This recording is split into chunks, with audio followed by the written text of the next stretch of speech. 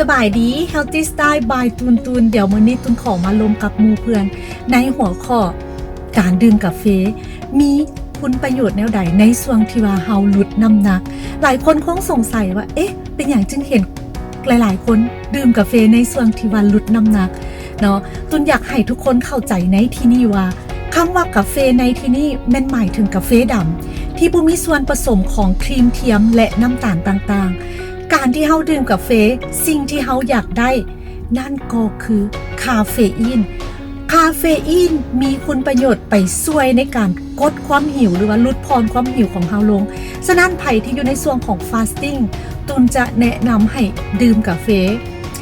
และคำถามถ้าบ่สามารถดื่มกาแฟได้จำเป็นต้องดื่มบ่ตอบได้เลยว่าบ่จำเป็นร่างกายของเฮาแต่ละคนบ่คือกันบางคนบ่สามารถดื่มกาแฟได้ดื่มไปแล้วนอนบ่หลับใจสั่นบ่จำเป็นต้องดื่ม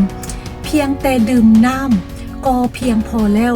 กับช่วงที่เฮาเฮ็ดฟาสติ้งโอเคแล้วพบกันเดี๋ยวตุนขอไปจัดการกับกาแฟจอกนี้ก่อน Happy Friday แล้วพบกันบ๊ายบาย